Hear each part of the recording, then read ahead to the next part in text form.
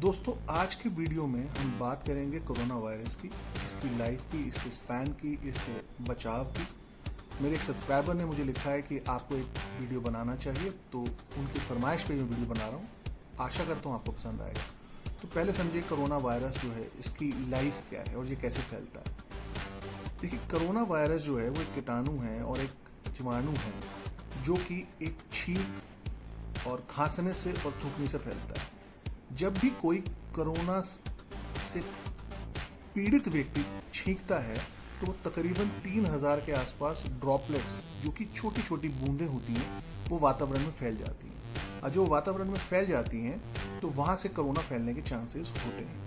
तो जो ड्रॉपलेट्स हैं, जब खांसने के दौरान फेंके गए या छींक के द्वारा गए या बंदे ने थूका, तो उसके माध्यम से जो वो कोरोना वायरस गया, वो जिस भी सरफेस पे गया वहां पर उसकी लाइफ स्पैन अलग अलग है। तो पहले हम समझते क्या है।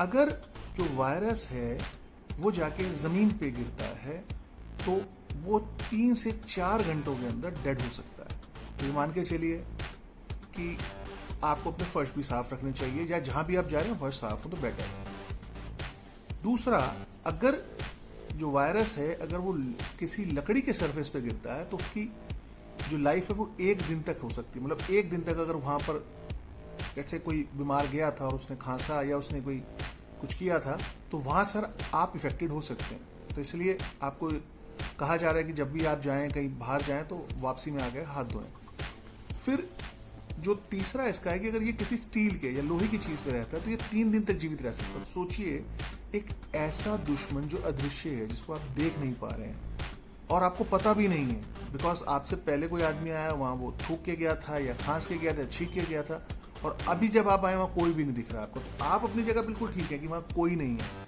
लेकिन वहां पे कोरोना है। तो एक अदृश्य दुश्मन से हमारी लड़ाई है। मैं काफी टाइम से अपने वीडियोज में कह रहा हूँ, तो इसलिए हमारे को बहुत सेंसिबल तरीके से इसको फाइट करना पड़ेगा। तो गवर्नमेंट ने बहुत अच्छे स्टेप्स लिए, लेकिन सबसे पहले हमें अपनी मर्यादा में रहना पड़ेगा, लिमिटेशन को समझना पड़ेगा। जब चाइना में क्राइसिस हुआ, लोगों यूरोप ने लाइटली लिया।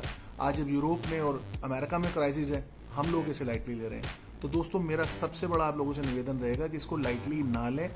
और ये चीज जो है, जो कोरोना वायरस है, वो सबसे बड़ा दुश्मन है बुजुर्गों का।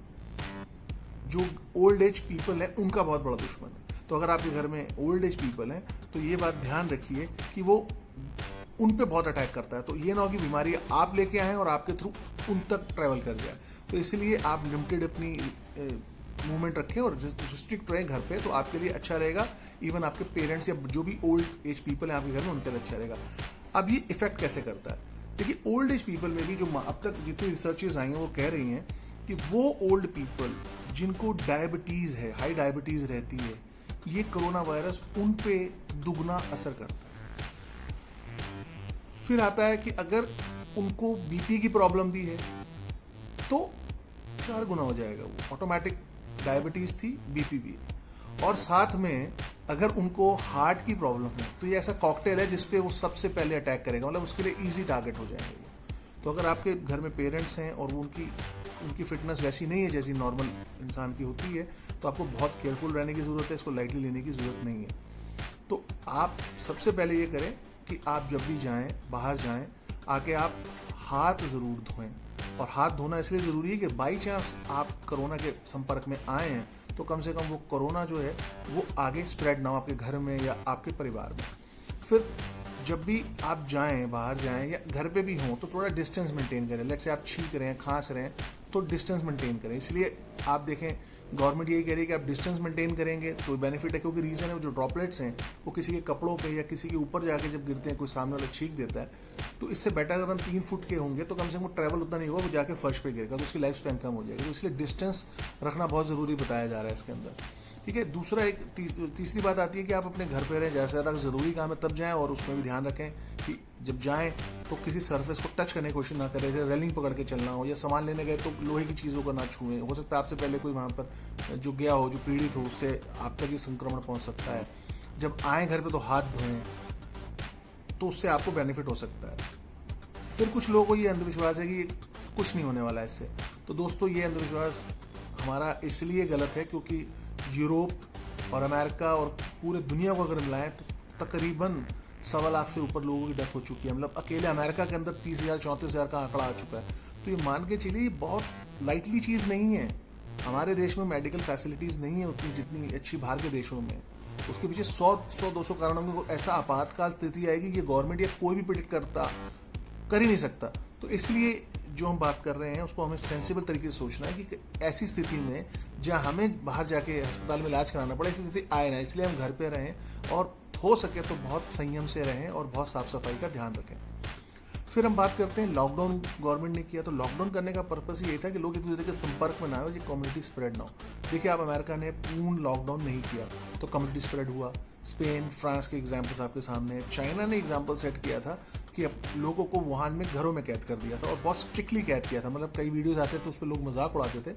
अब लोगों को समझ आ रहा है कि वो स्ट्रिक्टनेस ही काम कर गए थे। चाइना ने बहुत स्ट्रिक्ट लॉकडाउन किया। हमारे यहाँ डेमोक्रेसी है, आप लोगों को रिक्वेस्ट की जा सकती है, आप लोगों से बात की जा सकती है, लेकिन कोई चीज़ फोर्सफुली नहीं की जा सकती। तो इसको बहुत सीरियसनेस को समझें और ये सारी चीज़ें जो आपके लिए बढ़िया हैं। तो गवर्नमेंट ने पहला स्टेप लिया जनता कर्फ्यू चीज़ों को समझाने के लिए। उसके बाद वो 21 डेज पे गए और अब उसको 3 मई तक बढ़ाया गया। ये बढ़ाया आपकी सेफ्टी के लिए ही गया है, लेकिन उसके बाद भी ये जाने वाला नहीं है। चाइना में भी वेव साइंटिस्ट कह रहे हैं दोबारा आ सकती है। जब लोग खोला गया तो वहाँ पे काफ़ी लोग इफेक्टेड हो गए इससे। तो ये मान के चलिए लंबी लड़ाई, जब भी मोदी जी आते हैं टीवी बार बार कहते हैं कि हम लंबी लड़ाई लड़ने जा रहे हैं, तो हमें अपनी सीरियसनेस को बनाना है। जो आज लोग इसको लाइटली ले रहे हैं और 3 मई तक का इंतजार कर रहे हैं, उनको ये लग रहा है कि जैसे गवर्नमेंट आपको कह रही है, लेकिन ये आपके बेनिफिट के लिए। तो मैं इसका आपको तरीका बताऊंगा कि अगर ये नंबर इंक्रीज होते गए दिन ब दिन, तो मैं आपको एक बात बताता हूँ कि जैसे गवर्नमेंट ने आपको जनता कर्फ्यू कहा, फिर 21 दिन का लॉकडाउन कहा और 3 मई तक का, ये ऐसे ही है जैसे ठंड आने वाली हो तो पेरेंट्स अपने बच्चों को कहते हैं कि बेटा गर्म कपड़े पहनो, ठंड आने वाली है, और बच्चे उसको इग्नोर करते हैं। उनको लगता है इतनी ठंड है ही नहीं, हमें लगेगी नहीं ठंड, लेकिन उनका एक्सपीरियंस होता है कि अगर ठंड लग गई तो पूरा सर्दियां खराब जाने वाली हैं। तो उसी तरह मोदी जी ने जानबूझ के आपको गर्म जो सर्दी से बचाने के लिए ये किया, मतलब आपको लॉकडाउन में रखा, सब चीज़ें हुई। लेकिन एक टाइम ऐसा आता है जब ठंड इतनी हो जाती है कि बच्चे को कहना नहीं पड़ता कि आप गर्म कपड़े पहनिए, आप रजाई में बैठिए, वो ऑटोमेटिकली रजाई में बैठ जाता है। तो अगर ये नंबर बढ़ते रहे, ये नंबर इसी तरह से इंक्रीज होते रहे और ये बीमारी कंट्रोल में नहीं आई, तो ये मान के चलिए कहना नहीं पड़ेगा, आप अपने आप ही घरों में रहना शुरू कर देंगे। तो इससे बेटर है ये स्टेज आए कि इकोनॉमिक क्राइसिस हो जाए और हम लोगों को घर पे बैठना पड़े अपनी जान बचाने के लिए। इसलिए बहुत बेस्ट है कि हम अभी से जितना हो सके डिस्टेंस मेंटेन करें, सफाई का ध्यान रखें, ज़रूरत से ज़्यादा ना जाएं कहीं, मतलब बहुत ज़रूरत तब ट्रैवल करें या कहीं जाएं, लेकिन साफ़ सफाई का बड़ा ध्यान रखें। तो जो आज कोरोना पे लेके मैंने एक अवेयरनेस वीडियो बनाया है, उम्मीद करता हूँ आपको पसंद आया। अगर आपको पसंद आया है तो उसको लाइक कीजिएगा, शेयर कीजिएगा, और मेरा एक चैनल है यूट्यूब पे खोटा सिक्का के नाम से, उसको लाइक कीजिएगा। लेकिन दोस्तों, मैं कोई एक्सपर्ट नहीं हूँ, ये मैं आपको बताना चाहता हूँ डिस्क्लेमर के साथ। और मैंने ये वीडियो स्पेशल किसी के कहने पे बनाया है कि उनका कहना था कि आपका टेक क्या है। तो दोस्तों, जब कोई एक स्पेशल रिक्वेस्ट आए तो मुझे वीडियो बनाना पड़ा है।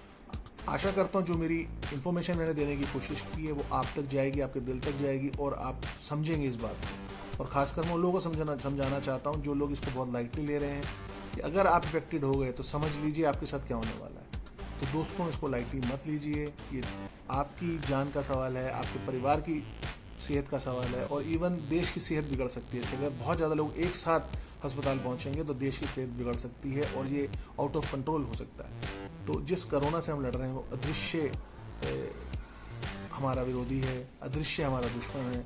तो हमें चाहिए से हम सावधान रहें और अपने आप को बहुत ज़्यादा सेफ रखें। इसी उम्मीद के साथ ये आपको वीडियो पसंद आएगा। मैं हूँ आपका होस्ट हितेश, आपसे आज्ञा लेता हूँ। धन्यवाद।